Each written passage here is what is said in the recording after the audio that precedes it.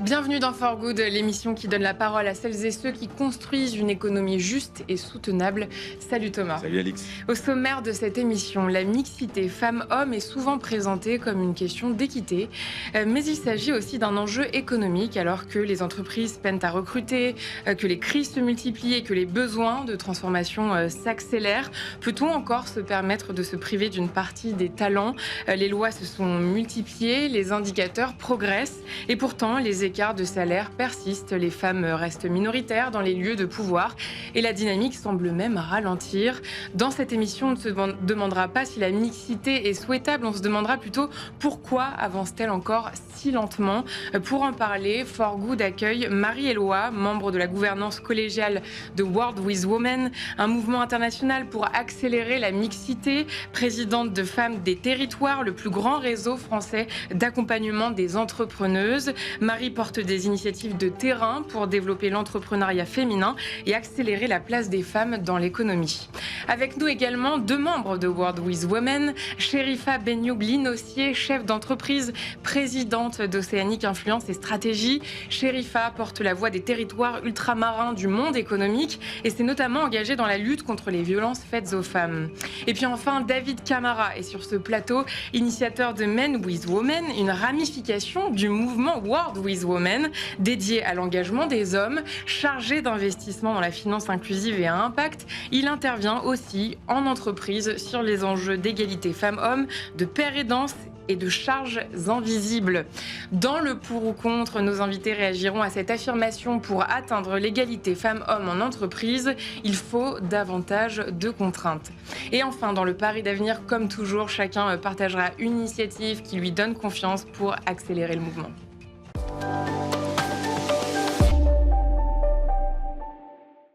Et Thomas, on commence avec ton édito et tu nous dis que la mixité progresse certes, mais le pouvoir reste encore largement masculin. Oui, alors le constat, c'est que la mixité, elle est souvent bloquée en haut des organisations. La mixité progresse, elle cale là où elle semble néanmoins être la plus essentielle de fait. Quelques chiffres, les femmes représentent aujourd'hui 48% de la population active en France. Ça, c'est l'INSEE qui nous le dit en 2024. Si je prends l'exemple des COMEX du CAC 40, seulement 27,9% des membres sont des femmes. On voit bien qu'il y a un décalage et ce n'est qu'un exemple parmi d'innombrables autres exemples. Marie pourra mieux en parler que moi. En clair, l'égalité d'accès commence à exister. Elle progresse, donc elle commence à exister. L'égalité de pouvoir, sans doute moins. On parle, et je crois que c'est Marie notamment qui parle d'une illusion de progression dans les parcours et les trajectoires des femmes. On a donc ouvert la porte des lieux de réflexion aux femmes, sans doute pas encore la porte des lieux de décision. Et alors, comment expliquer justement que ça bloque précisément au moment où on arrive à des postes à responsabilité ? Alors, souvent, c'est principalement parce que les règles du jeu sont biaisées, et puis aussi beaucoup d'implicites, des réseaux informels très masculins, de la cooptation, et puis aussi des idées reçues, je pense, sur le leadership dont nous avons hérité, qui fait que l'on voit peut-être moins des femmes prendre la tête d'organisation.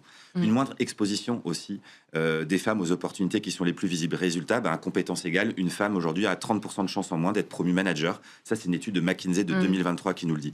Pourtant, les femmes ne manquent certainement pas d'ambition, elles manquent sans doute d'accès au bon réseau et parfois aussi d'une société qui les libère dans leur envie de prendre des initiatives. On y reviendra dans l'émission et je l'ai vécu chez Norcis. Le problème, c'est donc pas tant le plafond de verre que finalement les marches à gravir et les intermédiaires pour arriver à ce plafond.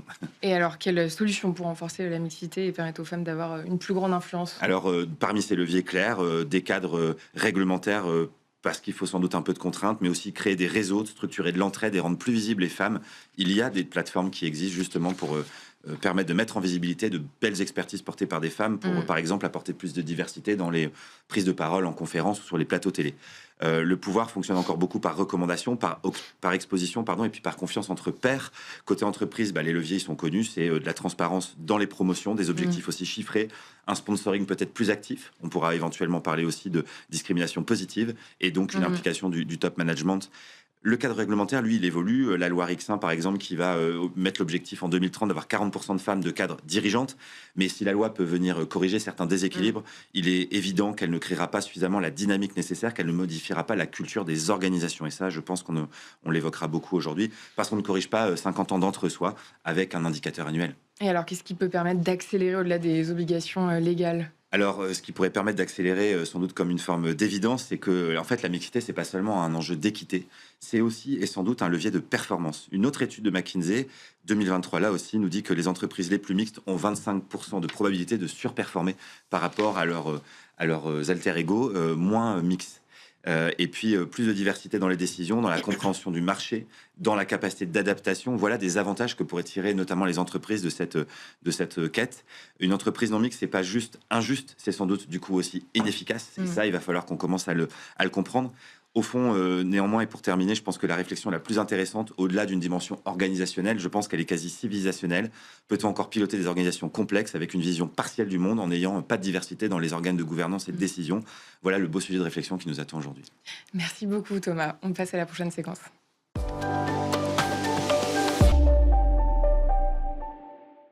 Thomas a posé le cadre. Alors, pour ou contre, chers invités, pour atteindre l'égalité femmes-hommes en entreprise, il faut davantage de contraintes. Sherifa. Contre. Pour. Pour. Je vais essayer de soutenir Sherifa dans sa... Ah, c'est bien. Sherifa. Oui, développer. Oui, comme on l'a rappelé, on a un cadre réglementaire qui est très contraint déjà, hein, donc c'est pas mal. Faut rappeler que les femmes qui sont à l'Assemblée nationale luttent aussi parce qu'elles sont dans l'Assemblée nationale avec une majorité d'hommes. Et lorsqu'on arrive à avoir un petit texte qui est en faveur des femmes, je pense que la sororité doit s'appliquer également de façon à soutenir et ne plus justifier ce qu'il n'y a pas à justifier. C'est-à-dire que pour moi, le cadre réglementaire, c'est la loi. Donc qu'on soit chef d'entreprise, qu'on soit président d'association, qu'on soit président, peu importe, on respecte la loi. Et si on n'est pas d'accord avec la loi, à ce moment-là, on fait du lobbying pour modifier les choses. Mais le cadre réglementaire, il existe. On a vraiment une très belle action en ce moment, en tout cas, et c'est là que je vois un peu cette évolution par rapport à il y a quelques années où on parlait pas du tout de mixité, on parlait pas du tout d'équité homme-femme dans le monde. Moi, je viens du monde patronal, donc j'ai dû beaucoup lutter pour faire accepter tout ça à mes pairs. Et donc, je me dis, par respect pour ceux qui ont œuvré déjà aussi avant nous, déjà appliquons les lois, Appliquons les lois et faisons en sorte qu'elles soient connues, reconnues, avec effectivement tout un tas d'outils qui permettent de sensibiliser, d'informer, etc. Mais quand on est cadre et quand on est en leadership, je regrette, mais la première chose à faire, c'est de faire respecter les lois. Donc effectivement, c'est super, on a des indicateurs, on a mis tout un tas d'outils en place, mais si ça démarre pas de la gouvernance, on n'y arrivera pas. Et dans la gouvernance, il faut qu'elle soit mixte de façon à pouvoir apporter notre vision du monde des femmes dans ce monde très masculin et faire en sorte... Donc moi, je dis contre dans le sens où il nous manque par contre un outil étatique d'évaluation normative. Et ça, on ne l'a pas. Donc aujourd'hui, c'est comment on fait respecter le cadre réglementaire dans chacune de nos entreprises. Et quand je dis entreprise, je veux parler aussi des associations. Parce qu'en fait, l'entreprise, on confond souvent le monde du CAC 40. Par exemple, on parle des femmes dans le CAC 40. C'est super. Oui. Moi, je suis femme chef d'entreprise, en fait. Moi, je suis femme de patrimoine, en fait. Mon entreprise, c'est mon patrimoine. Donc, il n'y a personne qui milite pour moi pour dire plus de femmes chefs d'entreprise, des femmes de patrimoine, pas des femmes... et j'ai rien contre elles. Mais quand on est salarié d'une grosse entreprise, on reste salarié. On n'est pas femme chef d'entreprise. Donc, moi, je milite pour beaucoup d'actions du monde de l'entrepreneuriat au féminin dans nos réalités de tous les jours. Et je trouve qu'on a quand même beaucoup avancé par militantisme féministe, parce que je ne me cache pas d'être féministe, dans des parcours législatifs très complexes. Et quand on arrive à avoir une loi, il faut la respecter. Et ça, c'est notre première action. Mais je vais compléter du coup, vu que j'étais avec Sherifa, mais c'est marrant parce que c'est sur un angle assez différent finalement. Moi, je ne sais pas si je suis tant féministe que pragmatique et que au regard de l'état de notre population, et pour la même raison que on veut plus de diversité au sens large du terme, plus de représentation des différentes cultures de notre pays dans les organisations, je pense que c'est surtout le besoin de revoir le logiciel et le mode de pensée de celles et ceux qui décident aujourd'hui très majoritairement dans les organisations. C'est pour ça qu'on peut mettre davantage de contraintes réglementaires. Mais d'ailleurs, on a déjà eu le débat ici sur la diversité au sens large. C'est le même problème, c'est que le cadre réglementaire peut contraindre sur l'accès, par exemple, pour les personnes à mobilité réduite, ou les personnes qui ont des différentes formes de handicap. Le quota, il n'a pas suffi à faire suffisamment progresser le sujet, parce qu'à un moment donné, il faut dépasser ce seul cadre réglementaire. Donc évidemment, il en faut, mais moi je pense qu'il faut surtout qu'on le complète. On pourra le développer ensuite, mais pour vivre des organisations qui ont une vraie mixité globale, au sens global du terme, voire une part des effectifs très féminins dans le cas de certaines structures associatives, En fait, on voit bien que ce qui fait que ça fonctionne, voire ce qui fait que ça déséquilibre parfois dans le sens inverse, c'est que globalement, tout le monde a bien compris l'intérêt de le faire, l'avantage, la richesse que ça apporte, le fait que tout le monde s'en retrouve grandi. Alors, je partage et je partage pas, mais effectivement, même on va laisser aussi un peu oui, la parole à oui, ceux qui c'est sont pour, clair. parce que Non, là, mais ils c'est attendent. clair. Mais en fait, c'est très compliqué cette question, oui ou non, parce qu'elle nous remet dans un cadre du coup binaire, alors que nous, on dit justement mutualisons ses pour et ses contre pour essayer de trouver quelque chose d'harmonisé et qui va nous permettre de retrouver la paix sans avoir à justifier qu'on est féministe ou à justifier qu'on est homme avec les femmes, etc. Et pour moi, c'est super important et c'est tout l'enjeu de ce mouvement aussi, c'est de dire on fera pas sans les uns et les autres, on fera avec les uns et les autres et à tous les niveaux de la strate, en tout cas en France et à l'international. David et Marie, vous faisiez équipe. Ouais, je vais. Eh ben, écoutez, moi, je vous retrouve un petit peu dans la contrainte réglementaire, en l'occurrence. Moi, je vous dirais je vais y apporter de la nuance. De quelle contrainte on parle? On parle évidemment de la contrainte réglementaire, légale. Là, il n'y a pas de sujet pour moi. L'entreprise, elle est tenue de respecter ses Donc les quotas. Les quotas, dès lors que c'est réglementaire, elle est tenue. Après, je pense que la question, elle se pose autrement. C'est quelle est la responsabilité de l'entreprise dans dans les enjeux sociétaux, dans les enjeux sociaux. Moi, personnellement, je pense que l'entreprise a un rôle très important. Aujourd'hui, 75% de la population active est dans les entreprises. Qu'est-ce que ça dit du rôle de l'entreprise? Moi, je suis convaincu qu'elle a cette responsabilité sociale, sociétale. Dans les grandes entreprises, vous avez de la RSE qui se met en place. Dans les plus petites, je pense que c'est aussi quelque chose qui doit être vraiment pris en compte. Et quand on parle de responsabilité sociétale, on parle aussi nécessairement des enjeux d'égalité femmes-hommes. Donc oui, je pense que l'entreprise devait être contrainte de par ses enjeux et ses responsabilités sociétales. Et après, je pense que par la contrainte, alors c'est dommage peut-être d'en arriver là, mais je pense que la contrainte est un moyen d'amener toutes les parties prenantes de l'entreprise vers le sujet. Après, la contrainte ne suffit pas, selon moi. Une fois qu'on a parlé de la contrainte, on peut tout à fait contraindre sans créer de l'adhésion après. Je pense que la contrainte est une porte d'entrée. Ensuite, il faut travailler la culture de l'entreprise. Il faut travailler effectivement l'implication du management. Il faut travailler à savoir quels sont les critères de performance que l'on met sur le sujet. Et c'est, à mon avis, sur ces bases-là qu'on va pouvoir vraiment créer du changement au sein des entreprises. Marie. Oui, merci pour toutes vos réflexions qui me nourrissent aussi. Il ne s'agit pas effectivement de matraquer les entreprises qui ont déjà énormément apporté. Hein, c'est absolument pas le sujet, ni les organisations, etc. Mais par contre, on avance vers la mixité et on se rend compte que sans contrainte, ça ne bouge pas. Là, on parlait des lois Rixin pour les COMEX, des lois Copé-Zimmermann pour les conseils d'administration. Ça concerne que le haut du panier des entreprises, c'est-à-dire que toutes les autres ne sont pas concernées, c'est-à-dire l'immense majorité quand même.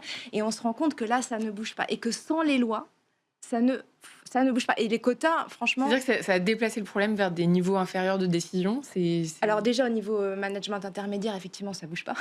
Ça ne ruisselle pas, comme on dit dans le jargon. Et dans les autres entreprises, c'est-à-dire de moins de 1000 salariés ou qui ne sont pas au CAC 40, ça n'évolue pas non plus.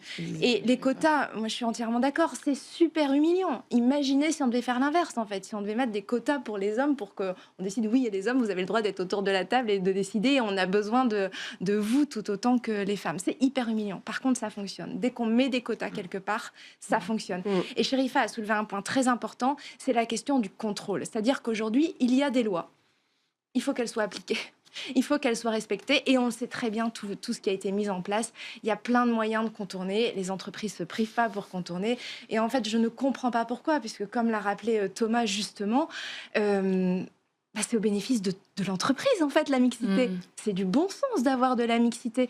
McKinsey le disait, tu as rappelé quelques chiffres, mais au niveau mondial, s'il y avait une réelle égalité, il y aurait 28 000 milliards d'euros de PIB supplémentaires dans le monde. C'est Schema qui a étudié les entreprises du CAC 40, les 10 plus mixtes et les 10 moins mixtes sur 10 ans. Les plus mixtes ont 240% de croissance, les moins mixtes, 43%. Enfin, qui peut se priver de ça? Et même en sachant ça, on a encore un tiers des organisations du CAC 40 qui comptent aucune femme dans les postes stratégiques. Donc, ça passe par la volonté du dirigeant, de la dirigeante. C'est comme ça qu'ensuite, on arrive à transformer les choses. Donc, la contrainte pour y arriver. C'est pour ça que je rebondis sur la partie gouvernance. C'est-à-dire qu'effectivement, aujourd'hui, on se retrouve grâce à la sensibilisation, la communication, l'information, puis la prise de conscience aussi individuelle, que c'est quand même pas normal, en fait, qu'on soit obligé de s'imposer dans un monde qui nous devrait être ouvert en tant que femmes. La gouvernance, dans tous les référentiels de compétences, ISO, normatives, etc. On a des indicateurs et on revient sur des chiffres. Moi, je voudrais remettre l'humain en fait au cœur du dispositif, c'est-à-dire pas se battre pour avoir des chiffres, mais pour avoir des réalités opérationnelles au sein de nos organisations.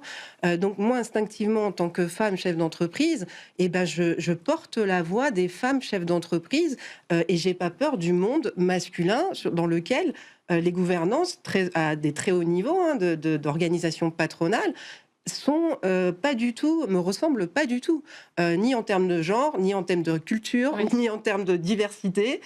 Donc en fait, j'ai vraiment un problème par rapport à ça. Et tu parlais, pardon, je te tutoie, mais on a dit qu'on pouvait.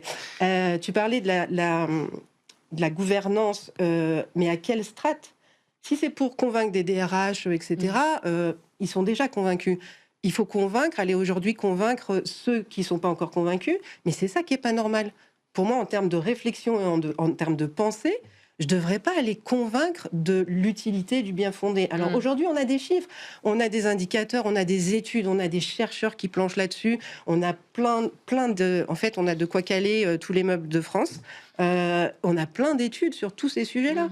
Alors, qu'est-ce qui bloque ? C'est malheureusement de la combativité sur la gouvernance, parce que la gouvernance, si elle ne décide pas, une entreprise qui ne décide pas au plus haut niveau, elle ne fera pas évoluer les choses. Donc, elle peut faire du cinéma, un peu de pub, un peu de com, sortir un peu 3-4 goodies ou je ne sais pas quoi, mais dans les faits, il faut transformer les modèles systémiques. Il faut retransformer cette vision. Et ça, je te rejoins, ça ne peut être que partagé si on a la possibilité du débat et la bienveillance en fait du débat. C'est-à-dire qu'on ne revient pas dans un combat, mais qu'on revient dans une plénitude de dire on peut se parler ensemble et on peut essayer d'avoir une vision croisée qui va augmenter notre performance économique. Mais susciter l'adhésion. Il faut tout. Je pense qu'il faut tout. Pour reprendre sur la loi Rixin par exemple, en fait on va avoir un problème. C'est que dès lors qu'on a établi le fait qu'il faut atteindre 40% de représentation de femmes dans les COMEX, il faut que derrière, toutes les strates de l'organisation se mettent en mouvement, puisque pour accéder au COMEX, il faut passer par des échelons de management intermédiaires, par exemple, comme le dit Marie. Donc, de fait, on risque d'avoir un problème d'identification de profils à potentiel, de futurs leaders au sens féminin du terme, qui pourront accéder au COMEX. Et c'est pour ça qu'on en reparlera plus dans le retour terrain, mais nous, désormais, on vise parité dans toutes les instances de gouvernance, du CSE, au CODIR, au COMEX, au conseil d'administration. Sinon, en fait, on n'y arrivera pas. Oui, c'est tout à fait logique. Et en plus, on parlait de performance économique, mais ça a des répercussions dans absolument tous les domaines de l'entreprise. C'est vraiment du mieux vivre ensemble, du mieux-être pour les salariés, c'est plus de collaboration, c'est moins d'accidents du travail, c'est moins d'erreurs dans les produits, moins d'erreurs dans les décisions. Enfin, c'est vraiment sur tous les pans de la société. C'est pour ça que plus d'attractivité aussi. C'est pour ça que je ne comprends pas pourquoi naturellement, on n'y va pas. Mais comme on n'y va pas naturellement, oui, il faut des contraintes. Et pour dézoomer un petit peu, Thomas l'évoquait, on parle souvent du plafond de verre pour expliquer les inégalités de carrière.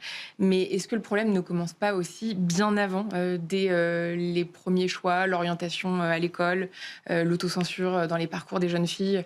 Est-ce qu'il n'y a pas un conditionnement originel, quoi ? Même avant la naissance, on a des attentes, quand le bébé est encore dans le ventre, on a des attentes différentes pour les petites filles et les petits garçons. Donc en fait, les biais et l'inconscient collectif... Ah oui, à quel moment ce système commence à se gripper, quoi ? C'est partout, tout le temps. C'est les médias, c'est les films, c'est les livres, c'est les publicités, c'est tout ce qui fait, tout ce qui est autour de nous, en fait. Les biais sont hyper présents. Qui nous conditionnent. Et faut savoir que c'est un quotidien, c'est vraiment au quotidien qu'il faut travailler là-dessus et sensibiliser, parce que quand on sensibilise, c'est comme ça qu'on est responsabilisé et qu'on peut agir différemment. Non, c'est moi. Je suis absolument d'accord. Il faut savoir que les biais et les stéréotypes du genre se construisent très tôt. On a nos enfants, enfin, à 3-4 ans, et les stéréotypes sont déjà inscrits. Donc ça commence très très très très tôt et ça s'inscrit Notamment toujours le sujet plus, des filles et des sciences. complètement, exactement. Moi, je vous raconte une anecdote, mais j'ai voulu être pompier à 18 ans. Je suis née à Nanterre et donc j'ai été instinctivement dans la caserne à côté.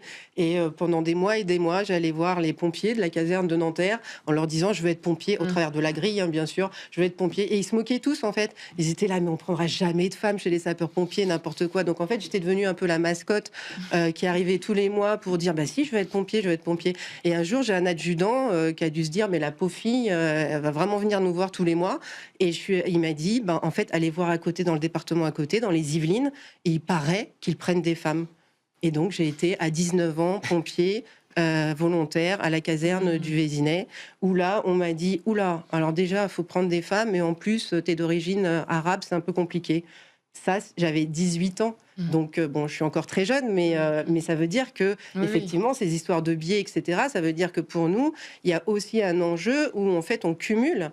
On parle d'intersectionnalité, hein, mais c'est une réalité qui fait que c'est pas bienveillant, en fait. C'est pas, on nous dit pas venez, c'est normal, etc. Et c'est pour ça que je suis plutôt dans la lutte, on va dire, même si je me suis assagie depuis quelques années, mais de dire ce n'est pas normal qu'on soit obligé de lutter pour intégrer. Donc ça revient à ce que vous disiez sur la partie culturelle dès la petite enfance, bien sûr que ça a aussi un axe stratégique, c'est-à-dire que si on se pose pas la question instinctivement de se dire bah si moi j'ai envie, pourquoi je devrais lutter dans un système très patriarcal, hein, pour le coup, les pompiers, c'est pas normal. Donc il faut aussi que le système soit bienveillant. Il faut que le système soit accueillant. Il faut que, et c'est pas un truc de bisounours, hein, c'est juste de dire que si on veut que nos enfants, ils n'aient pas à subir ce que nous on a subi dans ces contraintes d'évolution de carrière, d'évolution, etc.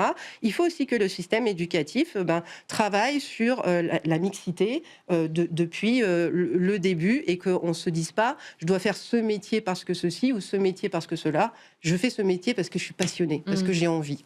Voilà. Les stéréotypes de genre qui se construisent très très tôt, évidemment, ça a des incidences sur toute l'évolution de carrière ensuite. Typiquement, une femme va s'auto-censurer parce que on lui a appris consciemment ou non que tel ou tel secteur n'est pas fait pour elle, qu'elle n'est pas assez efficace dans tel secteur, etc.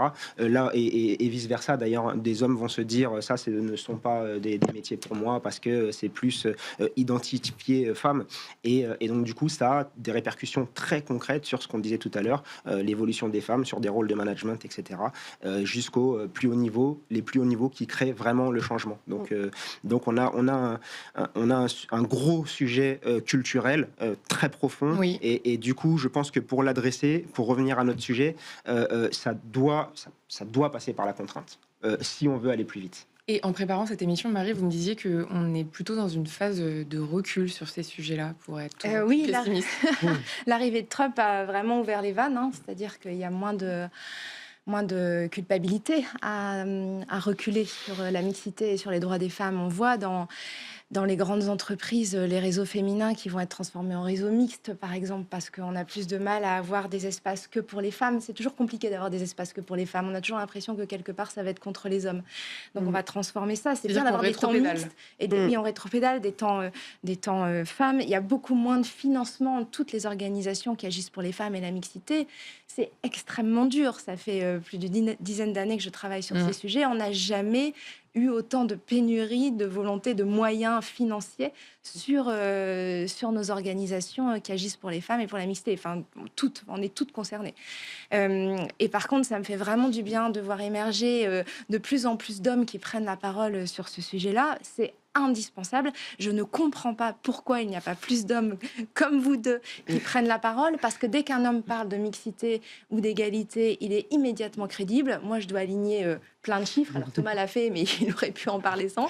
Il est immédiatement crédible et en plus, tout le monde a envie de les soutenir. Enfin, vraiment, quand vous prenez la parole en tant qu'homme, parfois, c'est presque même perçu comme des héros, enfin des personnes qui défendent les femmes et la mixité. Vrai, raison, Marie. Alors que nous, on va passer pour des femmes qui elle nous embête celle-là avec son sujet de mixité, alors que c'est indispensable pour nos sociétés. Donc, j'encourage vraiment les hommes à continuer à prendre cette parole et à être de plus en plus nombreux parce qu'il n'y en a pas beaucoup. Franchement, il n'y en a pas beaucoup. Et de moins en moins Enfin, vous, à votre échelle d'homme, Moi, je dirais porter pas. cet engagement sur le terrain, vous le Je sentez? dirais pas de moins en moins. Et j'ai même envie, alors c'est peut-être mon côté optimiste, je ne sais pas, mais j'ai même envie de penser qu'il y a de plus en plus d'hommes qui sont peut-être silencieux, mais qu'il y en a. Et que quand même, la société quand Pourquoi, même par évolue peur sur les d'être sujets. maladroit, de mal faire? Intéressant parce que, alors, déjà parce que c'est de l'investissement quand même, d'amener sa parole sur l'espace public. Il y a un vrai investissement en temps déjà. Il y a un investissement, c'est peut-être coûteux en termes de je vais être jugé par mes pairs, d'autres hommes typiquement, etc. Donc c'est pas facile de sortir publiquement en y associant voilà des convictions personnelles, ça, c'est sûr. Mais par contre, je pense vraiment que ça évolue doucement, mais sûrement. Vraiment. Alix, comme beaucoup d'autres sujets qu'on a traités ici, finalement, oui, de la contrainte réglementaire pour mettre tout le monde à un niveau d'égalité dans la mise en œuvre de politiques de mixité. Mais je pense qu'on se trompe de combat si on démarque sur des niveaux COMEX, parce qu'il faut créer toutes les passerelles avant pour y arriver. Bien sûr. Ça, on l'a déjà dit. Par contre, pour qu'on puisse faire avancer ce sujet, comme d'autres, il faut beaucoup de pragmatisme. Et tout à l'heure, Marie disait 28 000 milliards de PIB en plus. Alors, on se rend peut-être même pas compte tellement l'échelle est gigantesque. Énorme. Mais avec ce genre d'éléments, on a la voie royale pour expliquer à quel point c'est juste une évidence et qu'il est temps d'y aller. Mais c'est pareil pour l'entrepreneuriat des femmes. Exactement. McKinsey disait s'il y avait autant de femmes entrepreneuses en France que d'entrepreneurs hommes, il y aurait 145 milliards d'euros des valeurs économiques supplémentaires en France. Alors on cherche de l'argent partout. L'entrepreneuriat des femmes n'est pas du tout soutenu dans notre pays. Et je pense que c'est pas une question d'argent. L'argent, il y en a, mais c'est une question de mentalité. On parle de priorité, exactement. C'est pour le coup en France, qu'est-ce qu'on veut réellement pour notre PIB en fait. C'est encore une fois les indicateurs de performance dans le PIB, elles sont que en faveur de l'argent, pas des gens en fait, et aujourd'hui on parle de durabilité. Donc il y a des pays qui intègrent cette durabilité vraiment comme une priorité politique, de façon à ce que on soit conscient que c'est grâce aux femmes et aux hommes, et en protégeant la biodiversité, en protégeant l'environnement et en protégeant la paix dans le monde, etc., qu'on arrivera à avoir des performances économiques à l'heure où tout le monde est en train de dire oui, il y a des enjeux géopolitiques, oui, il y a une guerre économique qui est en route, oui, est-ce qu'on se réveille en France ou pas sur ces enjeux et comment on protège notre patrimoine et notre matrimoine. Et je pense qu'il faut qu'on change notre culture en fait à tous les niveaux, et effectivement c'est pas que ceux qui sont sur le terrain, c'est aussi les décideurs, et qu'on arrive à se dire avançons quoi. Moi j'y crois au fait, quand j'ai rencontré Marie, il nous a fallu 3 minutes pour se dire même pas. Il y a eu un coup de cœur, mais vraiment, quand elle m'a dit on arrête de travailler, je me suis dit mais c'est ça. En fait, on n'arrête pas. On va en parler. Mais c'est ça qu'il faut Sujet faire. sensible, on va parler du. Ah ouais, Oui. ça c'est chouette. On passe tout de suite au retour terrain.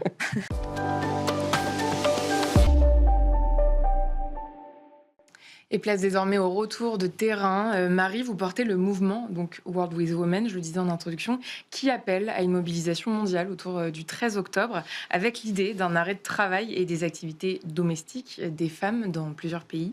Pourquoi ce choix d'un acte collectif ? En fait, on s'est inspiré de ce qui s'est passé en Islande en 1975. À l'époque, ce n'était pas du tout un pays égalitaire. Il n'y avait que 5% de femmes députées. Les femmes gagnaient seulement 60% de la rémunération des hommes, donc on partait de loin. Sauf que les femmes ont dit stop, et pendant une journée, elles ont tout arrêté. 90% des Islandaises ont tout arrêté au travail et à la maison, de consommer aussi, et sont allées dans la rue. Et le pays a été entièrement bloqué. Il n'y avait plus de crèches, plus d'écoles, même plus de liaisons téléphoniques, puisqu'il n'y avait plus de standardistes, plus de liaisons aériennes. Les speakerines à la télé ont été remplacées par les hommes. Enfin, tout était absolument bloqué. Et les hommes ont appelé ça le jour le plus long. Les enfants ont mangé des bonbons et des saucisses toute la journée. Il y a eu une pénurie de saucisses ce jour-là. Et en fait, ça a été radical. Parce que depuis ce jour-là... Mais quel impact ça a eu finalement ? Il y a eu des mesures qui ont été prises en faveur de l'égalité. 5 ans plus tard, était élue la première femme chef d'État au monde. Et c'est depuis le pays le plus égalitaire au monde. C'est aussi l'un des pays où les habitants sont les plus heureux et l'environnement le plus protégé, puisque tout ça est lié. Le bonheur, la paix, l'environnement et l'égalité. Et donc là, on voit bien on l'a évoqué rapidement, mais on est dans un moment de recul sur la mixité. En tout cas, ça ne fait plus du tout partie des priorités, alors qu'on a tellement encore à faire. Si je donne quelques chiffres, aujourd'hui, 89% des chefs d'État sont des hommes, 94% des dirigeants de grandes entreprises sont des hommes, 98% des banques sont dirigées par des hommes. Visiblement, d'asséner ces chiffres, ça ne fonctionne plus ou pas. Non, en fait, on a l'habitude, alors que si c'était l'inverse, on serait toutes et tous dans la rue pour demander la mixité. S'il y avait 98% de femmes au pouvoir, on se dit mais c'est pas possible, en fait, il faut de la mixité. Et là, en fait, ça nous choque pas, comme si c'était normal. Oui. Et puis surtout, c'est délétère pour l'état du monde, parce que ça veut dire que sans mixité, il y a forcément des angles morts, il y a forcément une absence de lucidité, et qu'on décide des priorités qui ne sont pas bonnes pour les enjeux globaux de l'humanité. Et on voit bien qu'on va dans le mur aujourd'hui. Et la mixité, ce socle de l'humanité, ça permet justement de tout transformer. On a parlé tout à l'heure de ce que ça a transformé dans les entreprises, mais au niveau mondial et global, ça va transformer notre rapport à la paix. On sait que plus il y a de mixité, plus les accords de paix sont signés rapidement, plus la paix dure longtemps, mieux les pays se reconstruisent. Et pourtant, la guerre est à nos portes. Et 90% des négociations de paix se déroulent sans aucune femme. 0. C'est pareil pour l'environnement. On sait que c'est le critère le plus déterminant qui est de la mixité pour protéger l'environnement. Aujourd'hui, il n'y a que des miettes de financement qui vont aux associations qui font ce lien entre les femmes et l'environnement. Et je peux aller vraiment dans tous les domaines, dans l'inclusion, dans le mieux vivre ensemble, dans tout, dans les violences, contre les violences. La mixité est le meilleur rempart contre les violences. Parce qu'il y a 0 tolérance pour le sexisme, parce qu'il y a plus de prévention, parce qu'il y a plus de protection. Donc, c'est complètement indécent ce qu'on vit aujourd'hui, cette absence de mixité. Le bon sens voudrait qu'on ait de la mixité. Et donc, on se dit comment faire pour faire advenir la mixité maintenant, parce que selon l'ONU, c'est prévu dans 300 ans, donc autant dire que ça va être très compliqué. Et en plus, c'est en train de reculer. Le moyen le plus efficace, c'est ce qui s'est passé en Islande. Ça a été radical, ça a tout transformé au bénéfice des femmes, des hommes, des enfants, de tout le monde, de toute la société. Et à chaque fois que ça a été fait dans des territoires dans le monde, parce que ça a eu lieu aussi en Amérique du Sud, sur le continent africain, en Espagne en 2018, il y a eu 5 millions d'Espagnols dans la rue contre les violences. Depuis, le gouvernement a entamé vraiment énormément de changements pour lutter contre les violences. Donc on sait que c'est efficace, on ne l'a jamais fait au niveau mondial. Donc le 13 octobre, le mouvement World with Women, qui est collégial, il n'y a pas de président, pas de présidente, on appelle toutes les femmes qui le peuvent, parce qu'on est bien conscient que certaines ne peuvent pas, mais celles qui le peuvent, on a cette responsabilité-là, finalement, d'arrêter au travail, à la maison, de poser un jour de congé. Comme en Islande, c'était comme ça que ça s'était réalisé, de poser un jour de congé. Si on ne le peut pas, évidemment, il y a d'autres choses. Je pense aux certaines entreprises qui ne peuvent pas s'arrêter, ou dans la santé, ça peut être porter un badge, ça peut être relayé sur les réseaux sociaux. Enfin, chacun s'empare du mouvement pour dire oui, il faut de la mixité maintenant, comme il le veut. Chacun s'en empare comme il le veut. Mais c'est plus on sera nombreuses et nombreux ce jour-là qu'on y arrivera. Et bien sûr, soutenu par les hommes engagés. Enfin, c'est pas les femmes contre les hommes, c'est ensemble. Donc c'est un mouvement qui est joyeux, qui est fédérateur. C'est une première édition, le 13 octobre. Et le but, c'est de porter des mesures pour que la mixité advienne vraiment, en fait. On ne peut plus continuer comme ça. Chérifa, vous en serez, vous pensez? Oui, bien sûr, parce que juste quand on en a parlé avec Marie, pour moi, le flash, ça a été effectivement faire la démonstration. C'est-à-dire qu'aujourd'hui, on fait des démonstrations par des chiffres. Aujourd'hui, on va faire des démonstrations par des actes. En fait, c'est ça qui est intéressant. Et c'est surtout que moi, je viens des territoires ultramarins. Donc, j'étais en Nouvelle-Calédonie. On est au milieu d'une guerre sino-américaine. On est au milieu de ces enjeux environnementaux, sociaux, sociétaux, etc. Et je souhaite regrouper les territoires ultramarins, parce que la France, ce n'est pas que la France hexagonale, et ce n'est pas que Paris, où tout se décide et où on reste des fois un peu dans l'entre-soi, malheureusement. Les enjeux de mixité, j'imagine. Exactement. Et en fait, on a des territoires, grâce à nos territoires ultramarins, on couvre l'ensemble du monde. Grâce à nos océans, on couvre l'ensemble de la planète. Et on a tendance à oublier que nos ultramarins vivent déjà ces enjeux. On est déjà les pieds dans l'eau. On est déjà dans des climats qui sont déréglés et on est déjà en train d'essayer de trouver des initiatives pour l'autosuffisance alimentaire, l'autosuffisance énergétique, etc. En fait, on n'est pas en train d'inventer. On est en train de dire c'est notre réalité du quotidien. Et bien sûr que je me suis dit oui, le truc c'est ça, c'est de montrer le poids de notre absence. c'est de montrer le poids de notre absence dans un système qui nous ne laisse pas la parole, en fait, qui nous laisse pas agir. Et j'ai été présidente d'une ONG, Mots et Mots de Femmes. On a fait la marche mondiale de la marche mondiale des femmes. Je l'ai faite à Fidji. On a initié avec Bali, avec le Brésil, etc., des mouvements de femmes pour dire stop aux guerres. Stop, laissez-nous des bouts de terrain pour qu'on puisse cultiver, parce qu'il y a des gens qui ont besoin de terre. Il y a beaucoup de femmes qu'on leur pique leur terre et elles peuvent même plus alimenter leur famille, etc.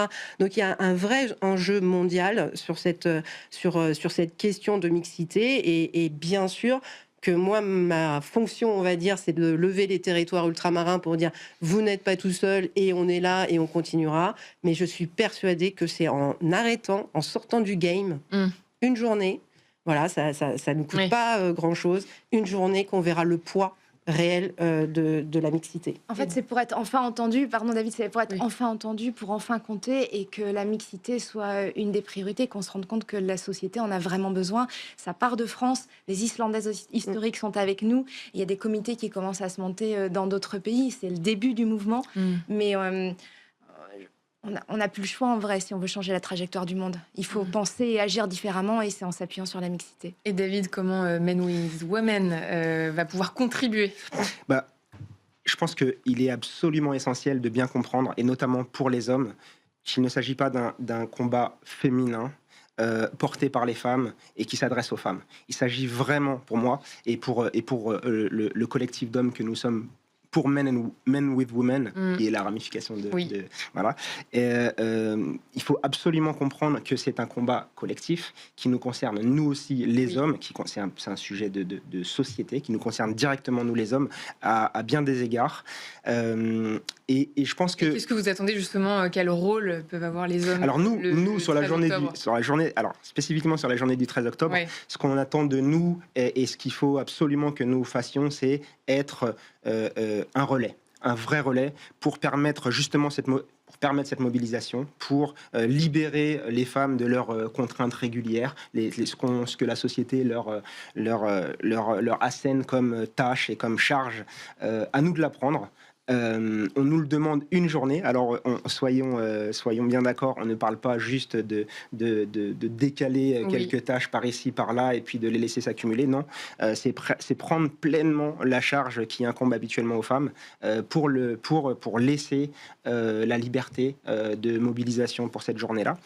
Donc ça c'est ce qu'il faut qu'on fasse absolument, nous les hommes, pour la journée du 13 octobre. Alors attention, il faut aussi relayer l'information, bien sûr, aux femmes et aux hommes de nos entourages. Et voilà, donc ça c'est ce qu'on veut vraiment porter pour la journée du 13 octobre.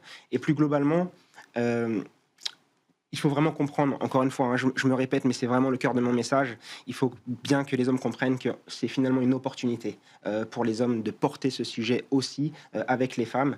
Il faut comprendre que nous avons une position privilégiée dans la société et se servir de notre position privilégiée au service de la cause, au service des femmes. Mais pourquoi c'était fondamental de créer votre propre espace d'engagement à vous les hommes et pas de finalement avoir tout été sous la casquette de Women with World? Selon moi, il ne faut pas le voir comme une initiative parallèle. C'est une initiative. C'est à l'intérieur. Voilà, c'est complètement à l'intérieur, c'est complètement complémentaire. Le sujet, c'est il y a aussi des hommes, faire bien comprendre qu'il y a aussi des hommes qui portent ces sujets-là, que les autres hommes qui veulent, qui ont cette bonne volonté, ils sont absolument, ils seront représentés aussi.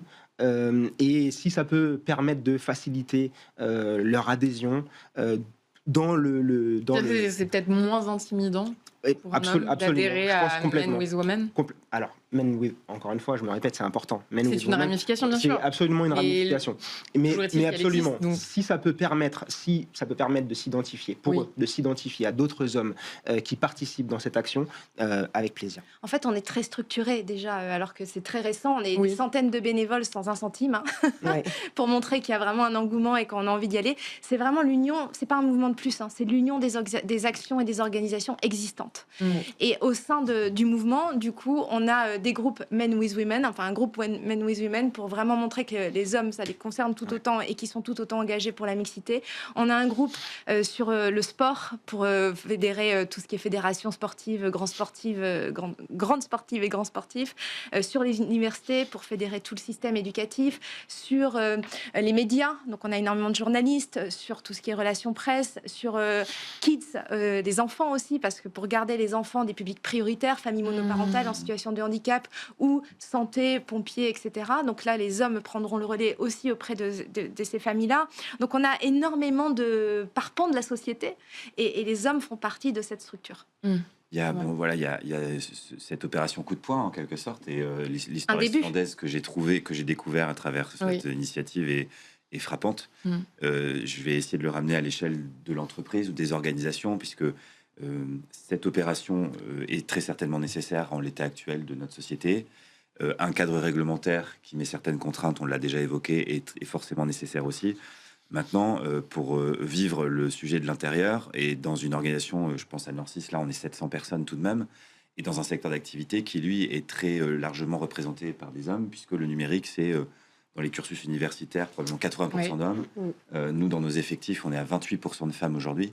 Il nous avait déjà fallu un petit peu de temps pour équilibrer les grilles de salaire et être sûr qu'à compétences égales, il y ait les mêmes niveaux de rémunération. Le CV anonyme au début des années 2000 nous a aussi permis, que ce soit pour la place des femmes comme pour la place d'une plus grande diversité, de corriger davantage le tir, de corriger des biais sociétaux que l'on subit aussi, nous, du coup, à notre niveau. On hérite, par exemple, de jeunes profils qualifiés qui sont plus majoritairement masculins. Il faut mettre des dispositifs. Et pour le coup, et pour compléter le propos sur l'évolution de la culture de l'organisation, on a eu des initiatives multiples ces dernières années. Une récente, c'est un collectif de femmes qui monte Girl Power. Donc l'idée, c'est de créer des moments de pédagogie qui sont absolument pas qu'à destination des femmes, ils sont surtout d'ailleurs à destination des hommes, pour expliquer que la réalité des femmes parfois est différente et que leur engagement dans le projet d'entreprise, leurs compétences, etc., ne sont pas inférieures.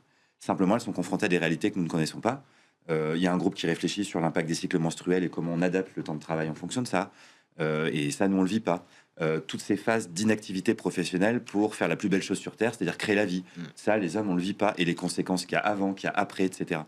Et si on travaille pas ça collectivement, et si on prend pas conscience des impacts que ça a et des nécessaires gestes, justement, on créera pas les ponts pour que des formations jusqu'à l'accès au travail, jusqu'à la montée en compétences et l'accès à des postes à responsabilité, les passerelles n'existeront pas suffisamment pour soutenir cette ambition. Il faut cette forme d'accompagnement qu'évoque Thomas. Mais c'est absolument nécessaire en fait, parce qu'il y a une phase de transition, on le sait, pour aller chercher des femmes, notamment dans les entreprises, il faut plus de temps, il faut les convaincre davantage, parce qu'en fait, quand on a très peu de rôle modèle en face, c'est difficile de se projeter. Aujourd'hui, dans les personnalités les plus médiatisées dans notre catégorie, patron business, c'est 1% de femmes médiatisées. Donc comment se dire oui, c'est possible, c'est pour moi. Donc oui, ça prend plus de temps, c'est pour ça que les parcours sont nécessaires, mais aussi le changement de l'organisation. Norcis est une organisation particulièrement bienveillante, je veux dire, mais changer la culture est absolument essentiel, et Chérifa l'a mentionné tout à l'heure. Donc plus de collaboratifs, moins de descendants, pas de réunion après 17h30, un congé deuxième parent digne de ce nom, parce que le jour où il y aura un vrai congé deuxième parent, ça changera tout au sein du foyer, mais au sein de l'entreprise aussi, ça sera tout aussi compliqué de promouvoir ou de recruter un homme qu'une femme. Et comme dans les pays du Nord, on voit que ça a des effets extrêmement bénéfiques pour la promotion des femmes dans l'entreprise, mais aussi au sein du foyer, parce que ça a moins de biais chez les enfants, et les hommes s'emparent tout autant de l'expertise et de la légitimité des tâches domestiques et parentales. Aujourd'hui, si on regarde les tâches domestiques et parentales, pour montrer à quel point le poids du monde repose encore massivement sur les femmes, et les enjeux clés, c'est-à-dire les enjeux vitaux pour notre espèce, qui est tout ce qui est soins aux enfants, bébés, malades, personnes âgées, l'alimentation et l'eau potable. Si on regarde, moi j'ai calculé ça à la louche, mais en me basant sur les chiffres de l'INSEE, sur une vie active, entre un homme et une femme, en France, il y a 12 ans d'écart. Dans le monde, il y a 17 ans d'écart. Ça veut dire 12 ans de carrière en moins pour les femmes, de rémunération, d'entrepreneuriat, et d'ailleurs, s'agissant de loisirs. Vos déclics respectifs, David, vous m'avez dit que c'était en étant aidant auprès de votre maman que vous avez eu le déclic finalement Ouais, sur cet enjeu de mixité, même à l'échelle de l'entreprise. ouais, absolument. Alors ça c'est effectivement c'est l'histoire qui m'a conduit vers la sensibilisation à ces enjeux-là. Alors oui, j'ai été aidant et aidant, on en apprend beaucoup sur la vulnérabilité, pardon, en étant un homme. Et donc ça pose les questions des charges invisibles. Et en ce quoi, dont oui, on est-ce que parlait. ça éclaire même votre approche des inégalités dans le monde professionnel? Typiquement, il y a deux liens, moi, que je fais très concrets entre les sujets d'aidance et les sujets d'égalité femmes-hommes. Le premier, c'est que globalement, les aidants sont majoritairement des aidantes. On a aujourd'hui presque plus de 60% des aidants qui sont des femmes. C'est un chiffre qui augmente quand les pathologies sont lourdes. Très concrètement, quand vous avez un enfant handicapé, c'est souvent la maman qui va s'arrêter. Ça, c'est la société qui fait ça. Il y a aussi un enjeu on parlait d'égalité salariale tout à l'heure.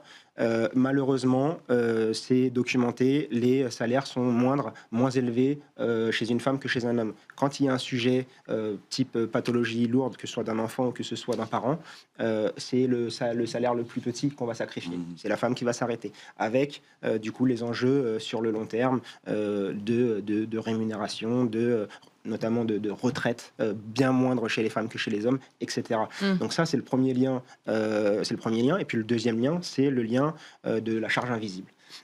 Celle qui souvent est pas assez traitée dans les entreprises, mais quand on est aidant, on porte une charge énorme que l'on porte aussi quand on est une femme. On a tous entendu parler de charge mentale, même les hommes en ont entendu parler sans toujours bien comprendre. C'est une réalité, c'est puissant, c'est pénalisant complètement. Et je pense vous appelez ça la charge invisible? Ce sont des charges invisibles, ce sont des charges mentales. Mais pourquoi invisibles? Parce que, comme son nom l'indique, on ne les voit pas, on ne les considère pas assez, clairement. Quand je voulais parler juste des pardon. 12 ans pour les femmes en moins, ça veut dire aussi 12 ans pour les hommes de liens en moins avec leurs proches et d'expérience de ces sujets-là en moins. Absolument. Donc en fait, tout le monde y perd. On a vraiment intérêt à avoir de la mixité C'est partout, vertueux. au travail et à la maison. Absolument. Et c'est là que je voulais en venir, c'est que pour moi, avoir vécu ça, il faut vraiment comprendre, j'insiste sur ce point, c'est une opportunité pour les hommes. Parce que en rééquilibrant un petit peu cette balance déséquilibrée aujourd'hui, on recrée du lien chez soi, dans la sphère personnelle, dans la sphère intime, avec ses enfants, avec ses parents. On crée des relations de long terme, encore une fois, dans ces relations privées, typiquement. Là, dans un monde où les relations sont mises à mal de plus en plus, ça, c'est dans la sphère privée. Dans la sphère entreprise, ça pose aussi la question de quel collaborateur homme on veut être, quel manager homme on veut être. Est-ce qu'on veut être un manager qui suscite l'adhésion par le statut, par l'autorité, ou est-ce qu'on veut susciter l'adhésion plus long terme par la compréhension fine et la compréhension fine de ces enjeux et l'adhésion sincère de ses collaborateurs. Voilà, je pense que la question d'opportunité pour les hommes de se saisir de ce sujet-là, elle est extrêmement importante parce que malheureusement, ou heureusement, je ne sais pas, je pense que c'est comme ça qu'on arrivera à amener les hommes vers ces sujets-là. Et Chérifa qui veut parler. Oui, non, mais c'est super parce que vraiment, on est au cœur de toutes les petites actions qu'on peut faire à tous les niveaux, bien sûr, entreprise. Et effectivement, je rebondis, c'est-à-dire qu'on ne voit pas non plus, parce qu'on parle de visibilité des hommes, mais on parle très peu des visibilités des entreprises qui sont déjà engagées sur ces sujets-là, parce que, en fait, c'est pas un sujet ailleurs de l'entreprise, c'est un sujet de société, c'est un sujet qui est global. Donc on peut avoir une sensibilité, une prise de conscience, etc. Mais si elle n'est pas collaborative, globale, on n'y arrive pas. Et ensuite, il faut qu'on travaille sur les politiques féminines. C'est-à-dire que c'est sympa de dire aux femmes, super, on vous laisse un peu plus de place, etc. Mais si je dois encore trouver une crèche à proximité de mon lieu de travail, si il n'y a pas de crèche d'entreprise, ou s'il n'y a pas, enfin bref, tout ce qui m'empêche en fait d'avancer, on n'y arrivera pas. Et c'est pour ça qu'on parle de politique féminine, c'est-à-dire que l'État, les collectivités, les régions, etc., doivent être elles aussi bienveillantes, de façon à ce qu'on puisse s'épanouir. Quand j'étais pompier, j'ai dû arrêter parce que j'ai eu un enfant. Pardon, mais j'avais très envie d'avoir un enfant. Et ben, ça m'a fait une rupture de carrière, ça m'a fait une rupture dans ma retraite, ça m'a fait une rupture dans beaucoup de choses. Et si on dit pourquoi les femmes, elles y vont pas, parce qu'en fait, on va culpabiliser les femmes. Mais non, on y est déjà. On y est, c'est juste qu'on est là en fait, on est vraiment là et on est présente, sauf que l'environnement global n'est pas bienveillant pour nous permettre, en fait, on n'a pas à faire aujourd'hui le choix entre une maternité et une carrière. On n'a pas à faire le choix entre finir à 22h parce que, etc. Moi, je pilotais une organisation patronale. Ce sont mes assistants qui ont gardé mon fils pendant les réunions jusqu'à 22h. J'avais aucun homme qui se posait la question de savoir si il devait rentrer pour aller chercher. Donc, on a un vrai sujet de société, je pense, et effectivement, et merci, messieurs, de transmettre toutes ces informations. C'est un sujet de société. Je vais juste donner les actions pour World with Women. Très, très rapide. Donc, c'est pour tout ça que World with Women appelle toutes les femmes le 13 octobre à s'arrêter. Les hommes, vous prenez le relais. Vous nous suivez sur les réseaux sociaux. World with Women, le monde avec les femmes. Et à très vite, du coup. Merci beaucoup. On passe au pari d'avenir.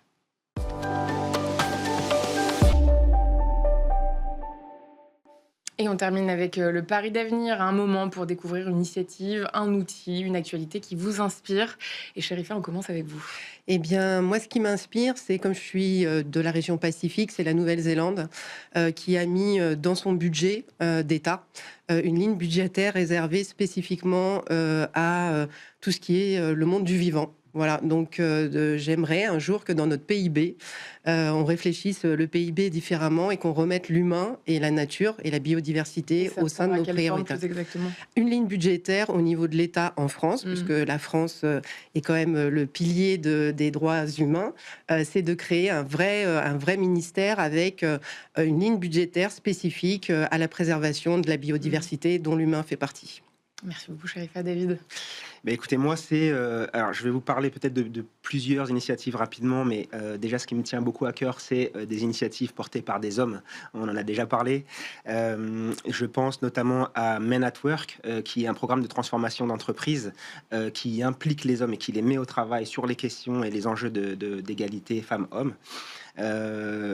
Une autre initiative qui s'appelle Remixed, qui est un organisme de formation certifié Calliope, un organisme de formation digitale qui aussi travaille sur les enjeux et sensibilise sur les enjeux d'égalité et d'inclusion. Et puis, je voudrais peut-être sensibiliser aux formats que sont les fresques. Je pense à deux. La fresque de l'équité, qui est un format extrêmement ludique pour amener les équipes vers ces sujets. C'est pas du tout polémique, c'est complètement informationnel. En quoi est-ce que ça consiste brièvement Alors la fresque de l'équité, c'est le format des fresques, c'est un atelier ludique qui est proposé en entreprise avec typiquement un jeu de cartes qui vous propose des chiffres, des constats sociétaux sourcés et qui ont vocation à informer, sensibiliser et de façon ludique. De façon ludique et ensuite proposer un passage à l'action. Une fois qu'on est sensibilisé sur ces questions, comment on passe à l'action? Vous avez sur le sujet qui nous concerne aujourd'hui la fresque de l'équité typiquement. Je pense peut-être en complément, moi je l'ai découverte en tout cas récemment et donc du coup je suis content de la mettre en avant, à la fresque des réseaux sociaux qui est finalement assez complémentaire avec le sujet d'aujourd'hui parce que j'ai appris notamment que les réseaux sociaux participent au clivage qui se renforce entre les femmes et les hommes. Donc c'est de la prévention autour des effets des réseaux sociaux. Absolument, notamment. Et voilà, donc vraiment, je vous invite à découvrir un petit peu toutes ces initiatives, ces formats. La formule fresque. Absolument, complètement. Marie. Moi, j'adore tout ce que vous avez dit, Chérifa et David, et ce qu'a impulsé Yacine Darderne en Nouvelle-Zélande, vraiment en mettant le PIB, qui est finalement obsolète quand on voit les enjeux auxquels on fait face aujourd'hui, et en mettant au cœur le vivant, le bien-être, la santé, l'éducation. On devrait toutes et tous s'en inspirer, donc merci de l'avoir rappelé, Chérifa. Avec plaisir. Moi, mon initiative, c'est le festival unique qui est organisé par Diversity Days, qui est présidé par Anthony Babkin, qui fait partie de World with Women. Et ce festival, ça montre vraiment toute la richesse de la vie. À chaque fois qu'on y va, il y a plusieurs milliers de personnes. Ça se passera le 12 septembre à la Cité du Cinéma à Saint-Denis. Et c'est pile un mois avant le lancement de World with Women. Et donc, ce sont des entrepreneuses Non, Diversity Days, c'est vraiment le festival unique. C'est vraiment représenter toute la société sous toute sa diversité, sous toutes ses formes, et montrer à quel point on a besoin de s'appuyer sur tout le monde et pas d'avancer seulement avec une seule partie de l'humanité, avec des expériences de vie similaires, mais au contraire de s'appuyer sur toute la richesse de notre société. Donc diversité, c'est le mot diversité, et de montrer que chacun et chacune compte. C'est un festival vraiment magique, on sort de là en ayant l'impression que tout est possible et que l'espoir d'être ensemble et d'avancer ensemble est à nos portes. Merci Marie, ça donne envie. Thomas? Alors, je vais prendre un angle un peu différent, puisque c'est pas tant mon combat du quotidien comme nos invités, que la conviction que ça apporte beaucoup de richesse, notamment pour l'entreprise. Et c'est pas un hasard, je pense, si le cadre réglementaire évolue, on l'a évoqué, si des normes ou des standards, par exemple de certification comme B Corp, se saisissent davantage de cette question aussi dans la façon d'évaluer la performance des entreprises. Pour ce qui est du pari d'avenir, le mien sera de dire que à l'avenir, de nombreuses organisations s'appuieront sur des binômes pour les piloter, sur des co-directions, des binômes mixtes entre une femme et un homme qui, ensemble, piloteront, développeront, dirigeront les organisations, qu'elles soient privées ou publiques d'ailleurs. Et cette conviction-là, elle vient du fait que moi, je le vis chez Norcis. La chance d'avoir ce binôme avec ma directrice générale Mathilde Dury, avec qui on discute énormément de nos périmètres décisionnels respectifs, mais pour prendre des décisions qui nous semblent plus justes et éclairées. Je le vis parce que la B Corp en France est coprésidée avec ma coprésidente Camilla Garcia. Et je pense aussi à d'autres organisations comme Mouvement Impact France, qui aujourd'hui s'appuie sur un binôme de coprésidents. Le Centre des jeunes dirigeants qui s'appuie aussi sur ce dispositif-là. Je pense que c'est pas un hasard et que ça apporte énormément de clairvoyance dans la façon de prendre les décisions. Et parce que je pense que le leadership un peu hégémonique d'une figure tutélaire masculine est un petit peu has-been. Et en plus, c'est très à risque, parce que si cette personne fait défaut, comment on fait ensuite pour poursuivre le pilotage d'organisation? Voilà le pari d'avenir. Ce sont des binômes qui co-dirigeront les organisations. Merci Thomas. Et Marie, je crois que vous en aviez un deuxième. En fait, je trouvais ça génial que vous mettiez ça en avant, Thomas, parce que c'est exactement ce qui se passe dans les sociétés égalitaires. Chaque pan, parce qu'il y en a qui ont survécu depuis le néolithique, et chaque pan de la société, donc économique, culturelle, dans tous les pans, à chaque fois, c'est représenté à égalité par un homme et par une femme. C'est porté par un homme et par une femme, et c'est comme ça que les décisions sont les plus lucides possibles. Donc, merci d'avoir porté ça, Thomas. Et vous aviez un deuxième pari d'avenir, il me semble. J'en ai plein.